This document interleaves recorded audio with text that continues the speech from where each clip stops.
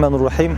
Allah Teala Kur'an-ı Kerim'de ve qada rabbuka alla ta'budu illa iyyah ve bil valideyni ihsana.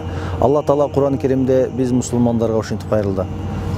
Allah Teala'nın jaratkan zatın özüne gana ibadat kılgıla, ata-enеңерге жақшылық кылгыла деп. Жақын деле карыялар үйүнө зыяратка барып келдим.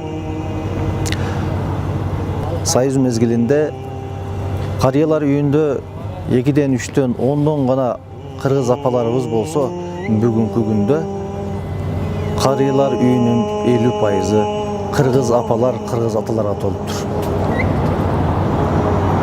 Ушул видеороликти көргөндөн кийин биздин ата-энелерге болгон мамилебиз 100% өзгөрөт деген үмүтүбүз бар.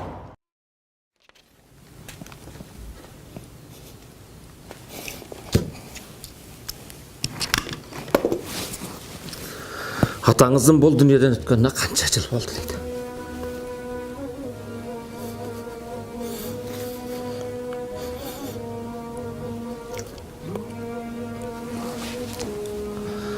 Марқұм атам бұл дүниеден өткөнүнө быйыл Рамазандын 5-inde 9 жыл болот. Атабыздын бұл дүниеден өткөнүнө 2006 жылы өткөн болсо, 12 жылга толду. 2007 жылы каза болгон. Ошондо 10 жыл болуп турду. 2017 жылдын 8 сентябры болду. 8 март күнү 7 ай болот экен. Апаңыздын бул дүйнөдөн өткөнүнө канча убакыт болду дейт. Апаңыздын өткөнүнө бул дүйнөдөн 1,5 жыл болду. Апамдын бул дүйнөдөн өткөнүнө 30 жыл болду. 4 жылдан өтүп 5 жылдын жүзү болуп калды. 2000 жылдары май айында өттү.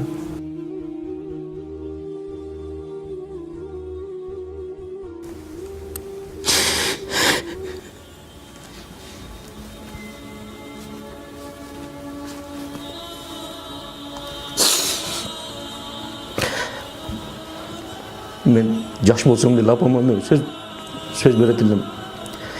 Мен чоң апа мен айткам. Мен башка үй салам. Айттым го бул илгери үй салганда мен үйлөрдүн дубалдары мен текчелер көп болгондо. Ошондо айтат элем, бул эмне кереги бар бул текчелердин апа десем. Силерге кереги бар балам.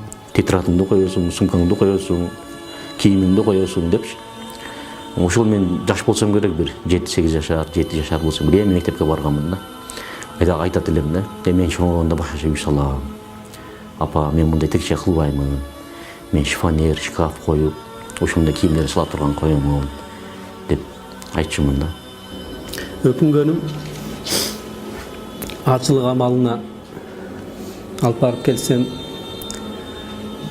деп аябай көп ниет кылчу элем.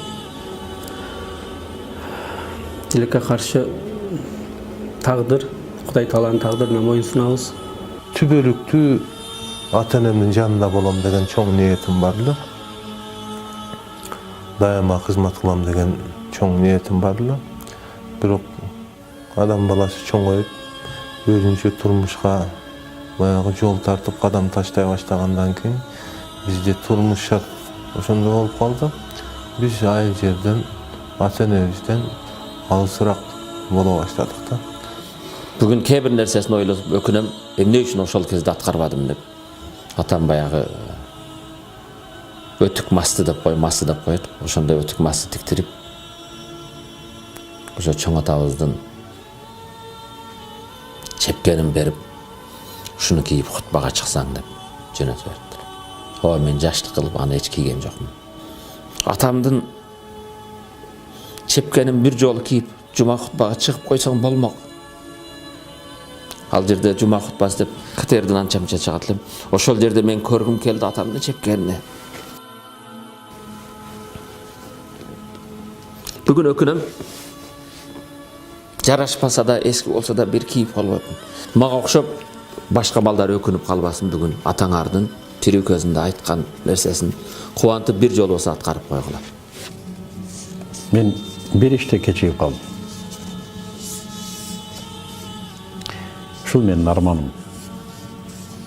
Мен атамды ажыга алып бара албай калдым. Өзүм атама кызмат кыла албай калдым. Ажыга. 3-көдөй чалды 7 улу ортого алып тооп кылганын көрсөм, Кабанын тегерегинден 7 өмүрүм сыздайт.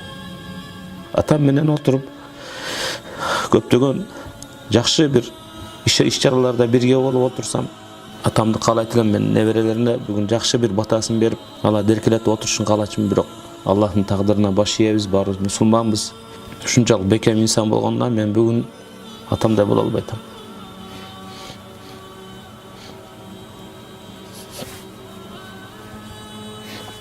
Кадамжайдын окунасына канча жеткенде айылдан звонок келип калды. Кайтыш болду экен.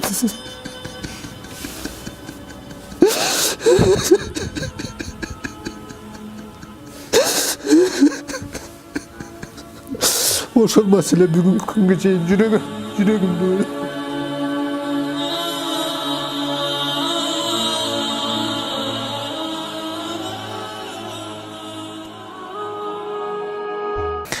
Siz apаңызды сагындыңыз, азыр жаныңызда болсо, эмне деп атар элеңиз дейт.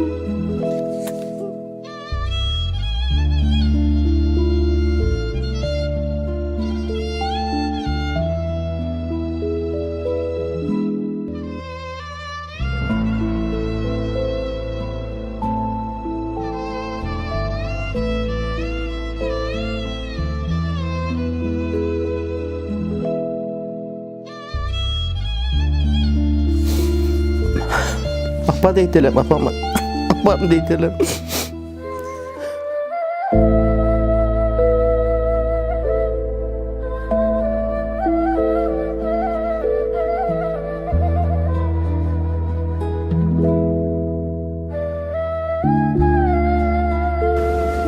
Жанында болсо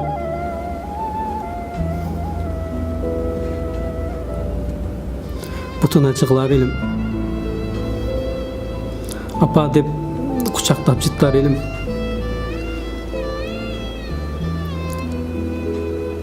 Апамдын акыркы сөзү эсимде.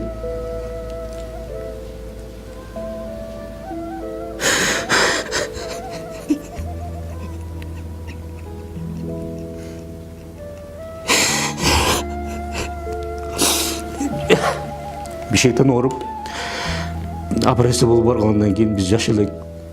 Адамдар көп үйдө бишектен Фрунзеден келет экен деп үйгө келип жүрсө мен ойлопмун. Апамдын келишин күтүп аткан турбайбы депчи. Биз жаш мезгилде жакшыбыз да билбейбиз. Көрсө инсандардын баардыгы кошуна колуң туугандардын баардыгы билген экен. Бул операция болуп келе жатат, эми жашаганга мүмкүнчүлүгү жок депчи. Келип эле скорый помощь менен көтөрүп үйгө алып киришкен. Bir нерседе биле бирөө сүйлөсө укпайт такпам себеби жаны ооруп аткан да, жаны ооруп турган. Анан кокустан атам тур балдарын келди көрүш деген болчу.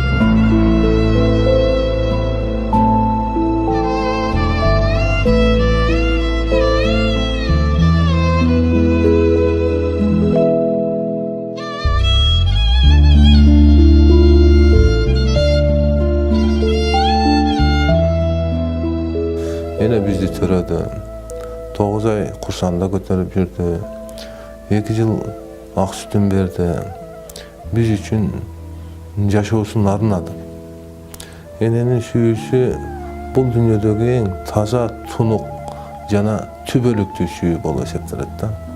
Башка сүйүүлөр убактынча болушу мүмкүн да. Бирок эненин балага болгон сүйүүсү бул өтө таза жана тунук да.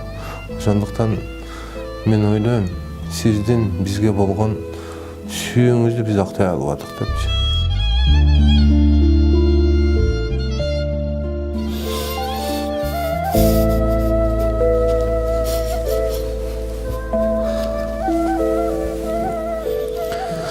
Siz atаңızды сағындыңыз, hazır canınızda bolsa.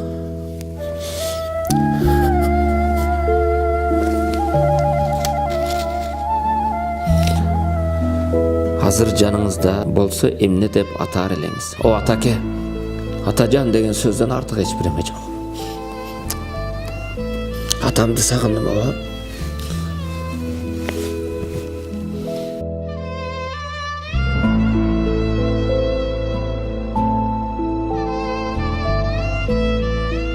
Atam ötken жылдан менин чоң bir тирегим жоготконум сездим.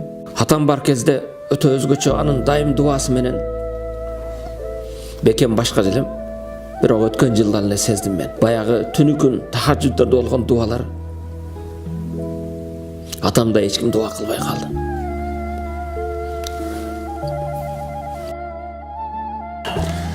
Siz atаңızды сағындыңыз, азыр жаныңызда болса мереге тар элеңиз.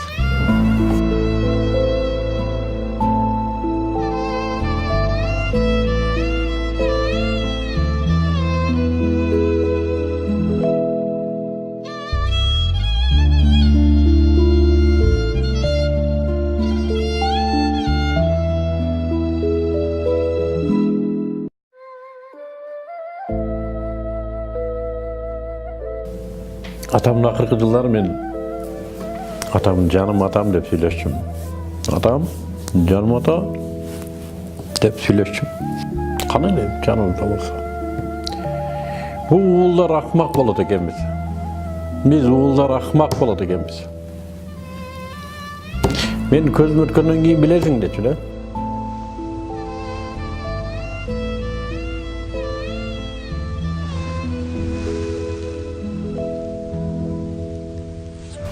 Адатта атам ошол короо жактан келип алам деп чакырчу.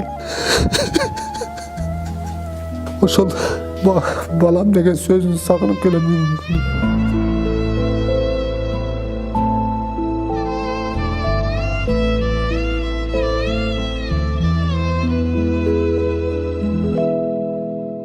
Сагын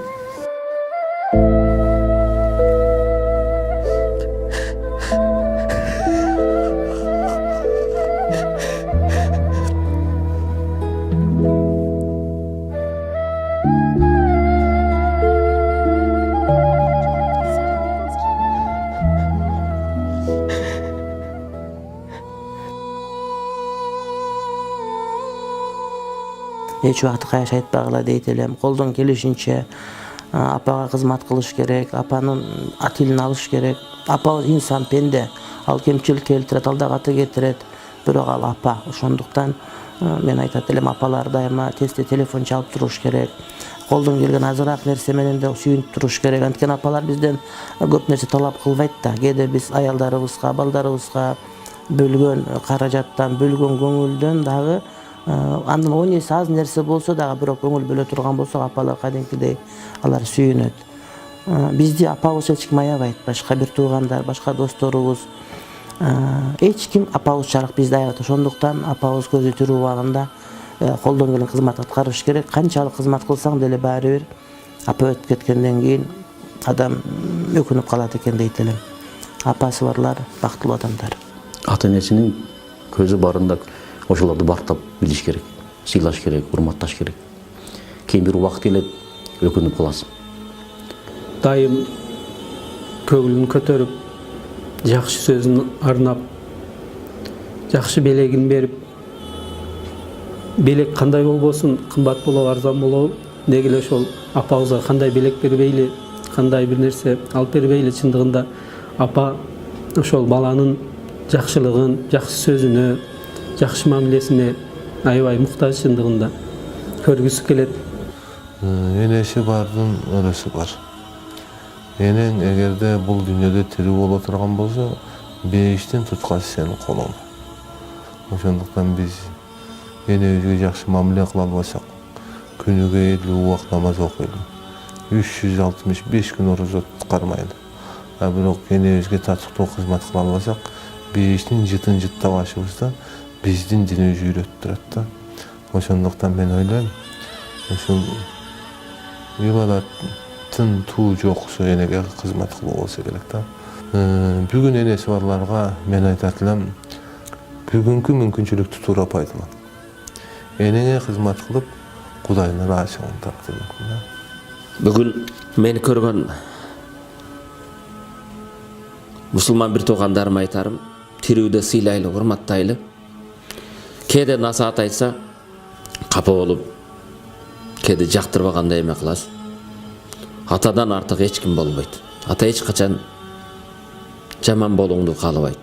Жашоодо ата дайым өзүдөн да жогору, өзү жетпеген ийгиликке жетсин дейт. Атанын ыраазылыгында Алланын ыраазылыгы. Ата ыраазы болбоюнча Аллах Таала ыраазы болбойт. Атасы тирүүлөргө айтарым, сыйлагыла, урматтагыла, алкыш батасын алла. Эртең күнү өкүнүп калбастан ошол колубузда бар алтындын эмес, алтындан да кымбат болгон ошол улуу инсан, ата деген инсандын батасын алып, ыраазычылыгын алууга үндөп кетмек элем. Ата эне бар болсун, бар болгондорго айтар элем. Кадырына жетсеңиздер, атаны уксаңыздар, арды дебесеңиздер, көңүлүн алууга аракет кылсаңыздар, себеби алардын дагы өмүрү канча калганын билбейбиз. Мен жалпы атасы барлар, энеси барлар бактылуу инсандарсыздар деп айтам. Кадырлап калыңыздар, сыйлап калыңыздар. Анткени бул ата энелер чындыгында бүгүн сиз менен биздин кызматыбызга муктаж болуп отурушат. Аллах Субхану ва Таала атага бир нерсе берген. Ал эч кимде жок. Ата уулга дуа кылса, Аллах Таала пардасыз кабыл кылат. Ушуну атага берген. Эгер уулунан наразы болсо, этеги көчүгүнө жетпей өтөт ал бала. Президент болсо да. Уулуна ыраазы болсо, ата, ал кедей болсо да бактылуу жашап өтөт. Мен мына биздин кыргыздын кайрадан намазга кайтып, кайрадан дин менен жашап атканын айтам. Ушу аталар дуа кылган экен бизге бир кезде деп айтам. Бу уул болду да атасынын дуасын алып калбаса, бул бактысыздык. Ошондуктан атасы тирүүлөргө ошону көрөр замат чуркасын атасына. Көрөр замат чуркасын. Видеону өчүрбөй туруп чуркасын. Өзү биякта ресторан тандап тамак жейт, атасынын балким жерге кепчи жоктур. Айылда.